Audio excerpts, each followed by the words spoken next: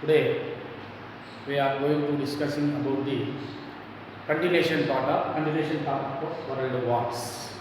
The previous video we already saw what are the reasons for World War One. What is main reason here? So Austria king Archduke Ferdinand and his wife Sofia వీళ్ళిద్దరు కూడా honeymoon ఎక్కడికి వెళ్తారంటే Bosnia అనేటువంటి కంట్రీకి వెళ్తారు. అక్కడ ఒక Bosnian Serb terrorist వీళ్ళిద్దరిని murder చేశారు. ఓకేనా?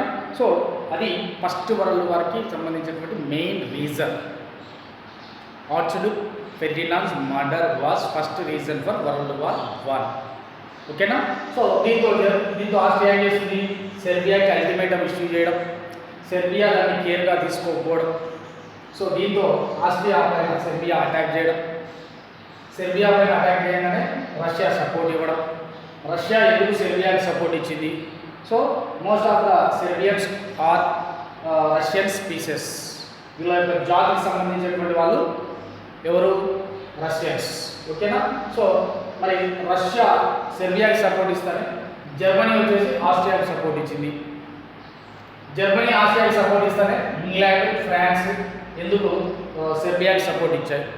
ఈ ఇన్ఫర్మేషన్ అంతా ఫస్ట్ వీడియోలో చూసాం. సో ఇక్కడ ఎవరెవరికి పట్టడం లేదండి? Germany into England reason 1. వీళ్ళకి ఎందుకు పడలేదు?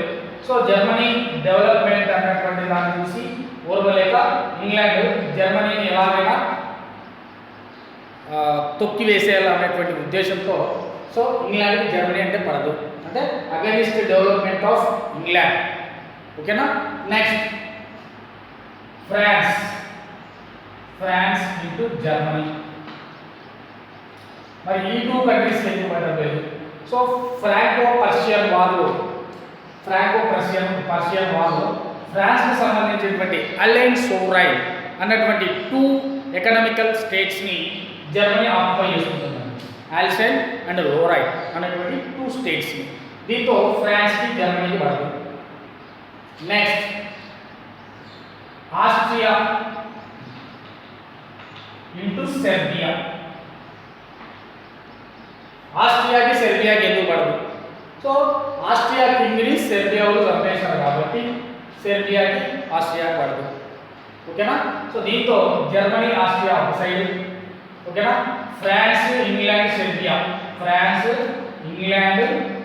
సెర్బియా ఒక సైడ్. మరి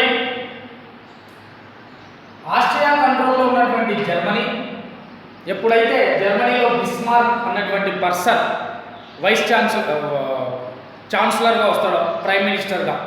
సో అప్పుడు జర్మనీ అన్నటువంటిది 1870 తర్వాత ఒక కొత్త కంట్రీ లాగా ఫామ్ అవుతుంది 1870 నుంచి.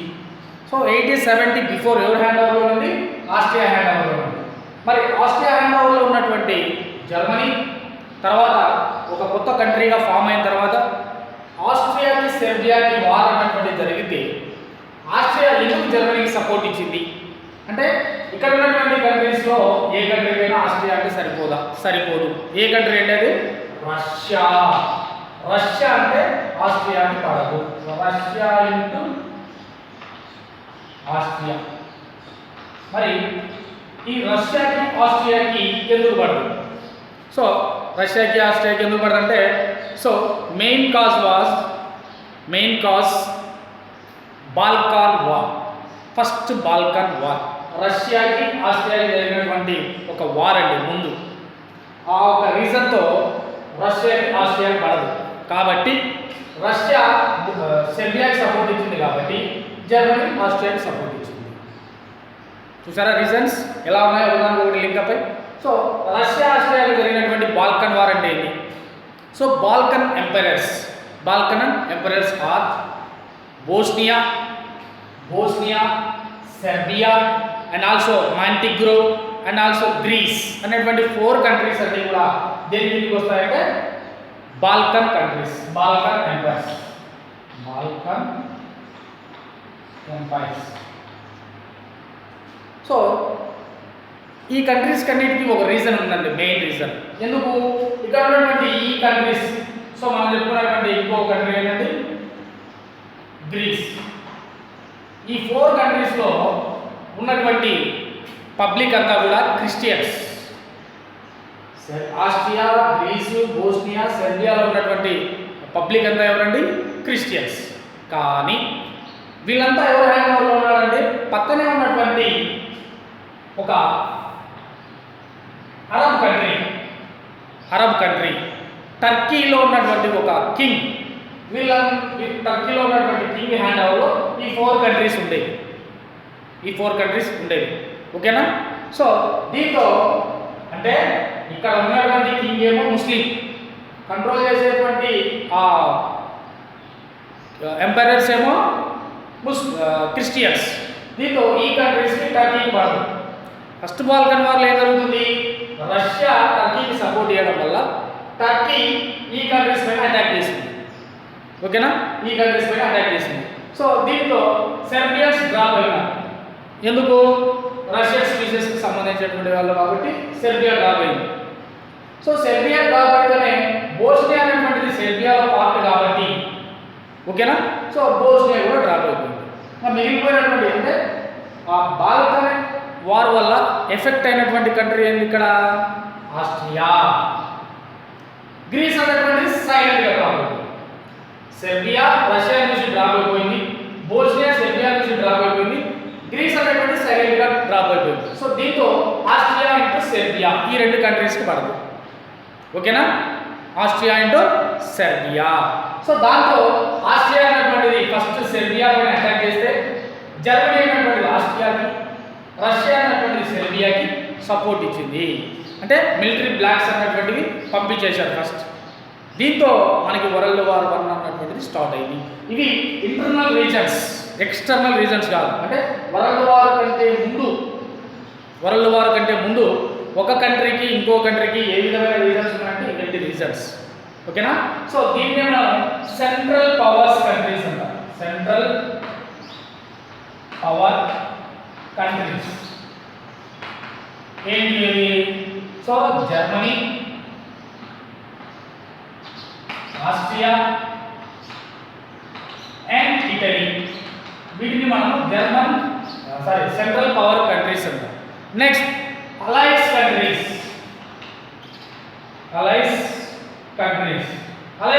అంటే ఏంటున్నాం? England, France and Russia.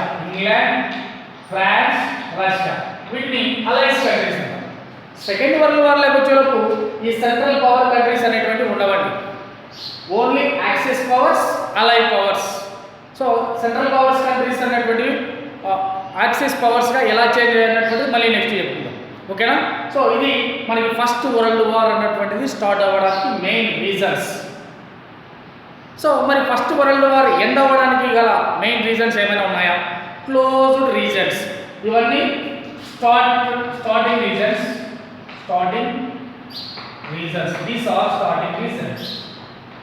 Next closed reasons ఏమైనా ఉన్నాయి. ఏంటో చూద్దాం. సో యాక్చువల్గా మనకి వరల్డ్ వార్ ఎప్పుడు స్టార్ట్ అయిందంటే 1914 జూలై 28 స్టార్ట్ అయింది. సో క్లోజ్డ్ రీజన్స్ ఏమున్నాయో చూద్దాం.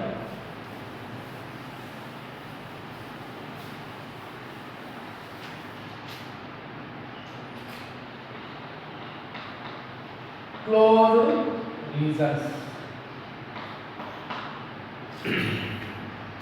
సో 1914లో వార్ స్టార్ట్ అయిన తర్వాత ఒక 3 years వరకు కంటిన్యూషన్ జరిగింది. 1917లో రష్యాలో ఇంటర్నల్ ఎక్స్ట్రీమ్స్ అనేటువంటి వస్తాయి. ఇంటర్నల్ అంటే అంతర్గతంగా విభేదాలు. ఆ కంట్రీలో ఉన్నటువంటి గవర్నమెంట్కు ఇంకో గవర్నమెంట్కు పడక ఆ కంట్రీలో ఇంటర్నల్ ఎక్స్ట్రీమ్స్ అనేటువంటివి వస్తాయి. సో 1917 తర్వాత so Russia was ruled by George kings. 1917 after Russia ruled by George kings. So 1917లో రష్యాలో గవర్నమెంట్ చేంజ్ అవుతుంది. అంతకుముందు ఉన్నటువంటి గవర్నమెంట్ పోయేసి కొత్త గవర్నమెంట్ జార్ కింగ్స్ అనేటువంటి వాళ్ళు వస్తారు. ఓకేనా? సో మరి ఈ జార్ కింగ్స్ ఎప్పుడైతే వస్తారో ఈ గవర్నమెంట్ పైన 1917లో రష్యాలో ఇంటర్నల్ ఎక్స్ట్రీమ్స్ అనేటువంటివి వస్తాయి. వీటిని అక్కడ ఉన్నటువంటి గవర్నమెంట్ ఏం చేస్తుందంటే కంట్రోల్ చేయలేదు. సో దీంతో ఒక సైడ్ ఏమో కంట్రీలో ఇంటర్నల్ ఎక్స్ట్రీమ్స్ ఒక సైడ్, ఇంకో సైడ్ ఏమో సెర్బియాకి సపోర్ట్ ఇవ్వాలి. కంట్రీలో ఉన్నటువంటి ఈ ఎక్స్ట్రీమ్స్నే క్లారిఫై చేసుకోలేకున్నారు. ఇంకా అక్కడ సెర్బియాకి సపోర్ట్ ఏమిస్తాం మనం అని చెప్పేసి ఉద్దేశంతో చిన్నగా ఏమవుతుందంటే ఫస్ట్ రష్యా అన్నటువంటిది డ్రాప్ అవుతుంది. రష్యా 1970లో ఫస్ట్ వరల్డ్ వార్ నుంచి డ్రాప్ అవుతుంది. ఫస్ట్ వరల్డ్ వార్ నుంచి ఏమవుతుంది అంటే డ్రాప్ అవుతుంది. రష్యా సపోర్ట్ చూసుకొని సెర్బియా వార్లో పార్టిసిపేట్ చేసింది. అటువంటిది రష్యాలో వచ్చినటువంటి ఇంటర్నల్ ఎక్స్ట్రీమ్స్ ఏదైతే ఉన్నాయో వాటిని కంట్రోల్ చేయలేక రష్యా ఏమైందంటే డ్రాప్ అయిపోయింది. రష్యా డ్రాప్ అయిపోగానే ఇటు సైడ్ ఉన్నటువంటి కంట్రీస్ ఒక సైడ్ ఏమేమి ఉన్నాయి మనకి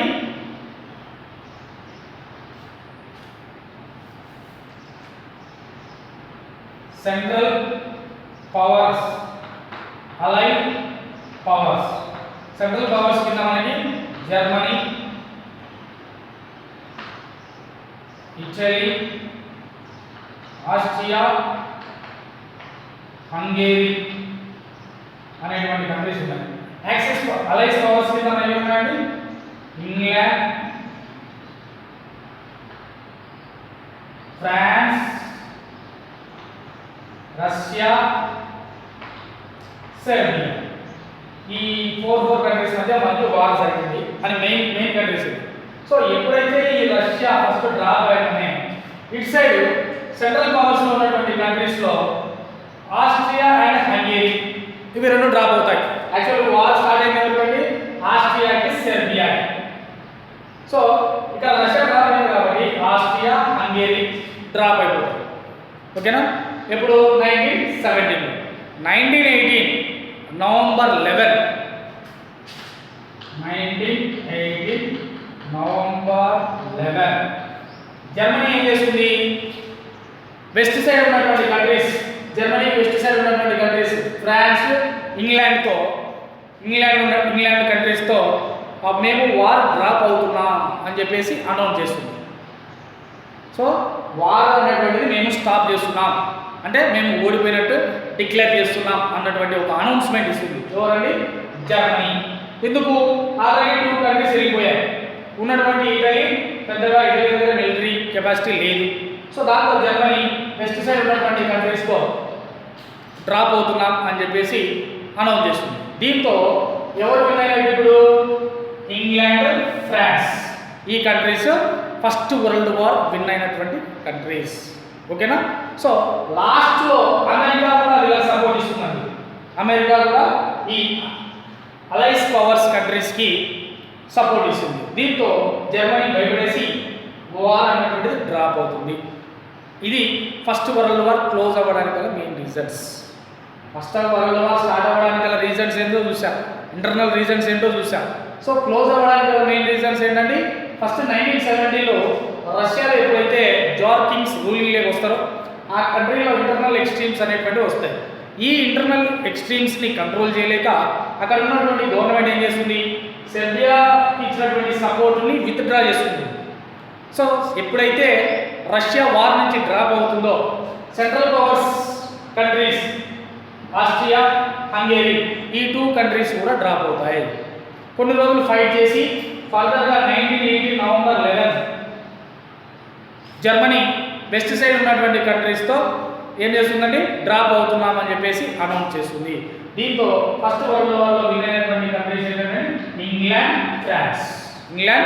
అండ్ ఫ్రాన్స్. ఇక్కడ వీళ్ళు ఒక ట్రిటీ అన్నటువంటిది చేసుకుంటారు, ఒప్పందం. సో జర్మనీ అన్నటువంటిది డ్రాప్ అవుతుంది. డ్రాప్ అయ్యేటప్పుడు ఒక ట్రిటీ అన్నటువంటిది చేశారు. ఏదా ట్రిటీ? ఒప్పందం. సో ఉన్నటువంటి ఈ ల్యాండ్ అంతా కొంత ఏం చేశారంటే జర్మనీ నుంచి కాకుండా ఇంగ్లాండ్ కొంచెం, ఫ్రాన్స్ కొంచెం, రష్యా కొంచెం తీసుకున్నాం. కొంచెం ఏమో పోలాండ్ లెక్క కలిపేసాం. అంటే రష్యా జర్మనీకి ఉన్నటువంటి ల్యాండ్ ఏదైతే ఉందో అది చిన్నగా అయిపోయింది. దీంతో జర్మనీ అంతగా యాక్సెప్ట్ చేయలేకపోయింది. అంటే ఫస్ట్ వరల్డ్ వార్లో జరిగినటువంటి ఆ ఓటమిని జర్మనీ ఏం చేసిందంటే అంత తొందరగా జీర్ణించుకోలేకపోయింది అన్నమాట. ఇది మనకి ఫస్ట్ వరల్డ్ వార్. ఓకేనా. Next second world war. World wars మనకి 2 ఉన్నాయి. World war 1 and world war 2. World war 1 was started in 1914 July 28, ended in 1918 November 11. ఓకేనా. Next second world war.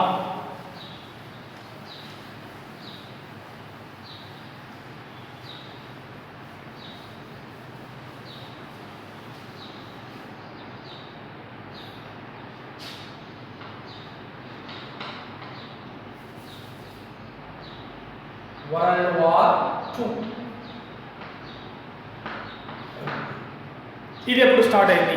1939 September 1st. Started in 1939 September 1st. Started. Ended 1945 September 2. September starting ఎప్పుడండి? 1939 September 1. Ending ఎప్పుడు? 1945 September 2.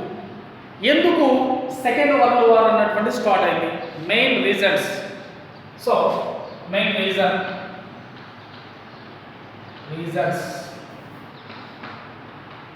So treaty of Versailles అంటే ఒక ఒప్పందం జరిగింది first world వార్లో. ఏమిటది? So జర్మనీకి సంబంధించినటువంటి ల్యాండ్ ఏదైతే ఉందో దానిని పోలాండ్కి ఇచ్చేయాలి కొంచెం అని చెప్పేసి ఆ ఫస్ట్ వరల్డ్ వార్లో ఒక ట్రీటీ, ఒక ఒప్పందం అన్నటువంటి జరిగింది. దాంతో రష్యా అన్నటువంటిది ఆ ట్రీటీని యాక్సెప్ట్ చేయలేదు. సో ఇప్పుడు ఏం చేయాలి? జర్మనీ అనేటువంటిది యాక్సెప్ట్ చేయలేదు. జర్మనీ ఏం చేయాలి? పోలాండ్కి ఇచ్చినటువంటి ల్యాండ్ ఏదైతే ఉందో దాన్ని మళ్ళీ ఆక్యుపై చేసుకోవాలి. సో 1939లో జర్మనీ ఏం చేస్తుంది? ఆ వెస్ట్ సైడ్ ఉన్నటువంటి countries England, France, Poland, Russia ఈ కంట్రీస్లో ఉన్నటువంటి ల్యాండ్ అంతా ఆక్యుపై చేసుకోవాలి. సో మా టాలెంట్ ఏందో చూపించాలి. అప్పుడే 1939లో జర్మనీకి వైస్ ఛాన్సలర్గా అడాల్ఫ్ హిట్లర్ అన్నటువంటి పర్సన్ వస్తాడు. ఈ హిట్లర్ ఏం చేశాడంటే అపర మేధావి. మీరు ఒకసారి ఎప్పుడైనా టైం దొరికితే యూట్యూబ్లో హిట్లర్ లైఫ్ స్టైల్ ఒకసారి చూడండి. చాలా క్రూరమైనటువంటి పర్సన్. ఓకేనా. సో ఈయన ఏం చేశాడు? వరల్డ్ అంతా ఆక్యుపై చేసుకోవాలి. మెయిన్గా ఇంగ్లాండ్, ఫ్రాన్స్, పోలాండ్, రష్యా ఈ కంట్రీస్లో ఉన్నటువంటి ల్యాండ్ అంతా ఆక్యుపై చేసుకోవాలి. ఈయన చేసేటువంటి అటాకింగ్ ఎట్లా ఉండాలంటే ఒక స్మాల్ కంట్రీ అయి ఉండాలి. ఆ దెబ్బతో రిమైనింగ్ కంట్రీస్ అంతా కూడా భయపడాలి అనేటువంటి ఒక మెయిన్ ఎయిమ్తో ఈయన ఏం చేశాడు? సో ఫస్ట్ అటాక్ ఎవరి పైన చేశాడంటే పోలాండ్ పైన. జర్మనీ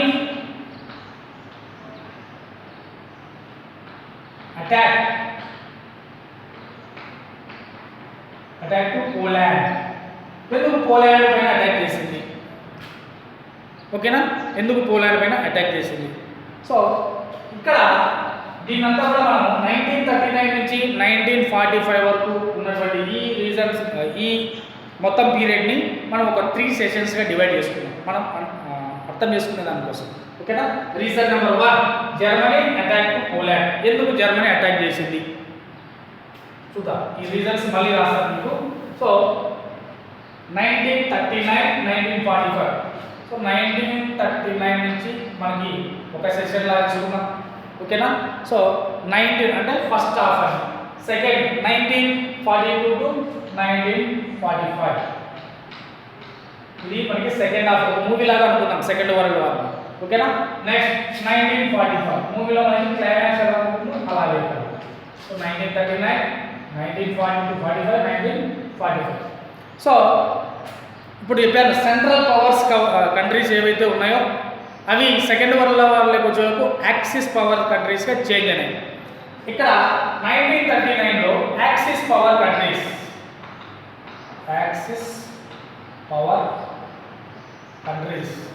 ఏంటంటే ఇవి జర్మనీ, జపాన్ అండ్ ఇటలీ. ఇక్కడ ఆస్ట్రియా అన్నటువంటి కంట్రీ లేదు, ఎక్కడికి వెళ్ళిపోయిందో చెప్పుకుందాం. సో సెంట్రల్ పవర్స్ కంట్రీస్గా ఉన్నటువంటి ఈ కంట్రీస్ సెకండ్ వరల్డ్ వార్లో వచ్చేటప్పుడు యాక్సిస్ పవర్ కంట్రీస్గా చేంజ్ అవుతాయి. ఏంటి? Germany, Japan, Italy. మరి ఆస్ట్రియా ఎక్కడికి పోయింది? 1938లో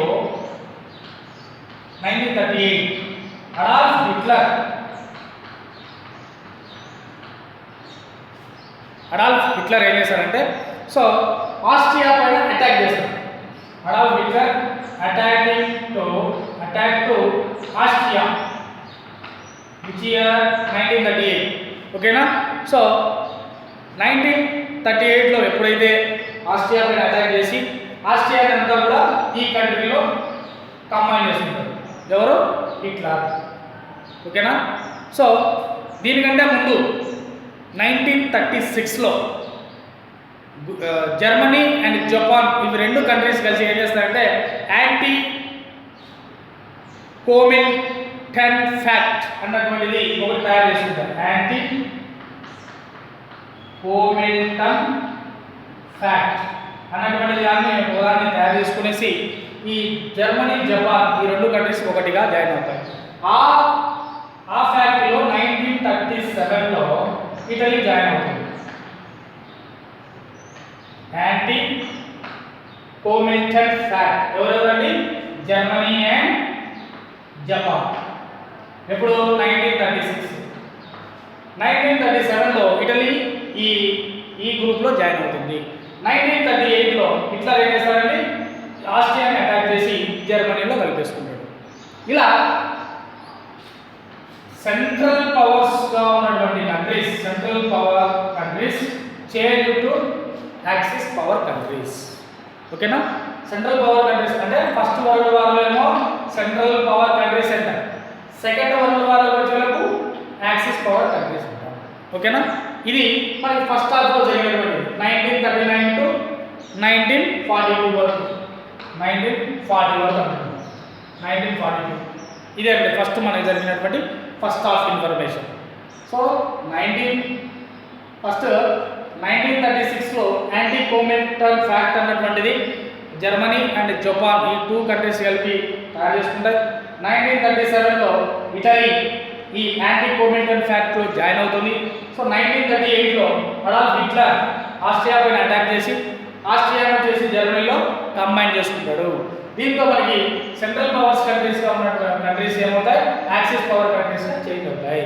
next second 1940 to 1945.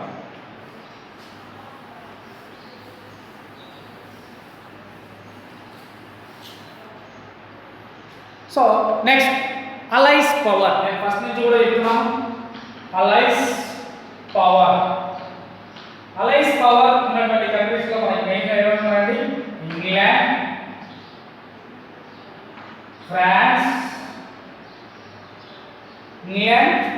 France and Russia. Second world వార్లో అమెరికా కూడా ఈ అలైస్ పవర్లో జాయిన్ అవుతుంది. ఇక్కడ America, France, England, France, America ఈ త్రీ కంట్రీస్ ఏం చేస్తాయంటే ఈ త్రీ కంట్రీస్ అనేటువంటి డెమోక్రటిక్ కంట్రీస్, ప్రజాస్వామ్యం ఉన్నటువంటి కంట్రీస్. రష్యాలో మనకి కమ్యూనిజం అన్నటువంటిది కనపడుతుంది. సో అలైస్ పవర్స్గా ఉన్నటువంటి ఈ కంట్రీస్ మళ్ళీ డివైడ్ అవుతాయి. ఏం కంట్రీస్ డివైడ్ అవుతాయి? సో ఫ్రాన్స్ ఈ గ్రూప్లో, మళ్ళీ మనకి అమెరికా, ఈ త్రీ ఏమో డెమోక్రటిక్ కంట్రీస్. మిగిలినటువంటి కంట్రీ ఏంటి? రష్యా. ఇదేమో కమ్యూనిజానికి సంబంధించినటువంటి కంట్రీ. సో రష్యా అనేటువంటిది కమ్యూనిజానికి సంబంధించినటువంటి కంట్రీ. సో రష్యాని అలైస్ పవర్ నుంచి ఎలాగైనా రిమూవ్ చేయాలని చెప్పేసి ఈ త్రీ కంట్రీస్ ఏమవుతాయంటే సీక్రెట్గా టైఅప్ అవుతాయి. అవుతానే రష్యా ఏమవుతుందండి? ఇంకా ఏదో ఒక గ్రూప్లో జాయిన్ అవ్వాలి. అలైస్ పవర్స్ నుంచి రష్యాని కమ్యూనిజం అనేటువంటి ఒక దాని మీద రిమూవ్ చేసేస్తారు అలైస్ పవర్లో నుంచి. ఇప్పుడు రష్యా ఇక్కడ ఉన్నటువంటి యాక్సిస్ పవర్స్ కంట్రీస్లో దేనికి ఒకదానికి సపోర్ట్ ఇవ్వాలి, దేనికి ఒకదానికి సపోర్ట్ ఇవ్వాలి. సో మనం ఇంత ముందు డ్రా చేసుకున్నటువంటి మ్యాప్లో ఇక్కడ ఇంగ్లాండ్, దాని పక్కనే జర్మనీ, జర్మనీ పక్కనే పోలాండ్, పోలాండ్ పక్కనే మనకి ఏముందండి రష్యా, పోలాండ్ పక్కనే మనకి ఏముందండి రష్యా.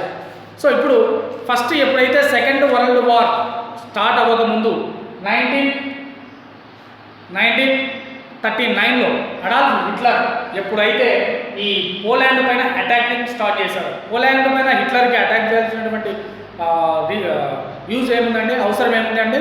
సో ఇక్కడ ఉన్నటువంటి డాంజింగ్ అన్నటువంటి ఒక పోర్ట్ ఓడరేవండి. ఈ పోర్ట్ నుంచి రిమైనింగ్ కంట్రీస్కి అంతా కూడా షిప్స్ పంపించే ఛాన్స్ ఉంది.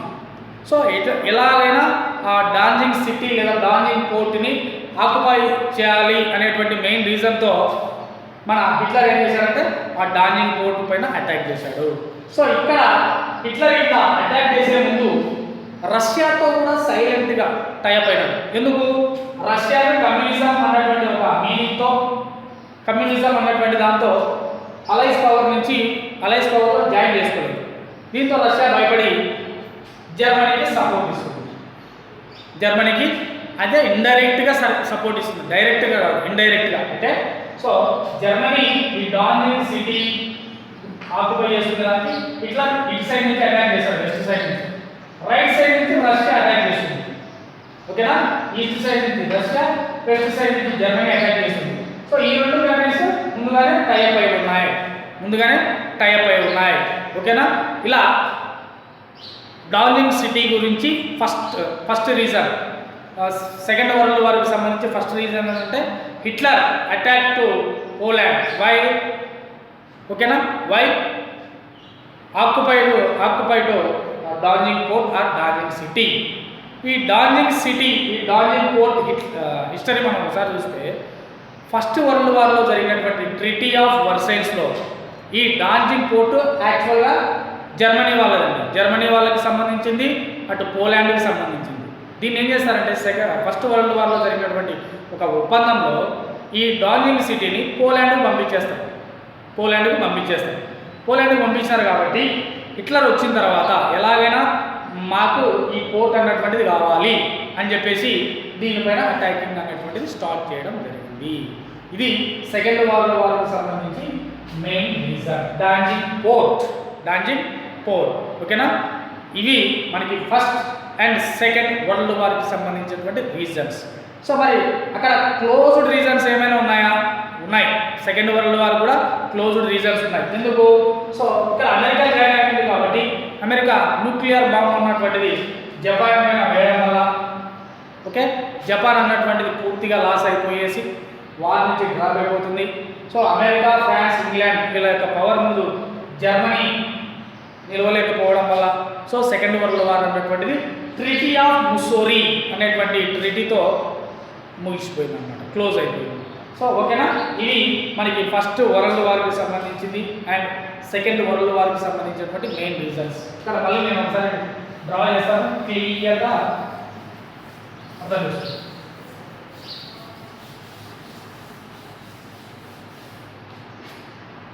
సో ఫస్ట్ వరల్డ్ వార్ ఎప్పుడు స్టార్ట్ అయిందండి?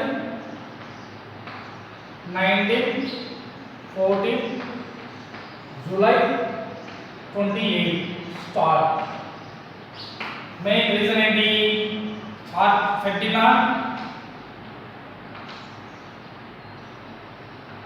మర్డర్.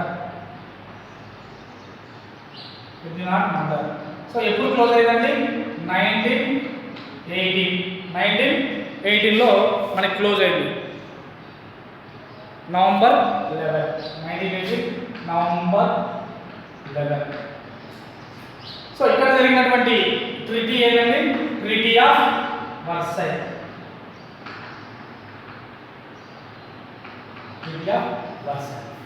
ఫస్ట్ వరల్డ్ వార్ ఎప్పుడు స్టార్ట్ అయిందండి? 1914 జూలై 28 స్టార్టింగ్. దీనివల్ల మెయిన్ రీజన్ ఏంటి? ఇక్కడ ఫెర్డినాండ్ మర్డర్.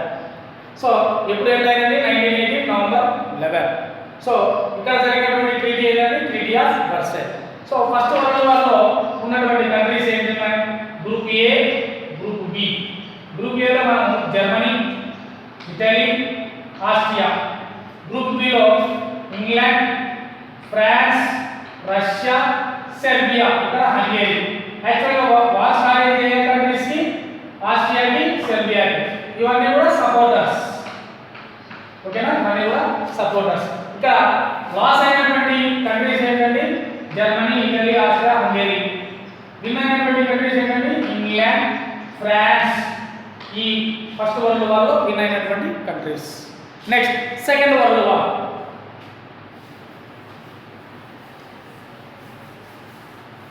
వరల్డ్ వార్ 2 మనకి ఎప్పుడు స్టార్ట్ అయిందంటే 1939 సెప్టెంబర్ 1. ఎప్పుడు ఏమైందండి? 1945 సెప్టెంబర్ 2. మెయిన్ రీజన్ ఏంటంటే ఇక్కడ Hitler attack to Poland. Why? Because of Danzig city. Danzig city అంటే దాని గురించి Danzig port or Danzig city or port.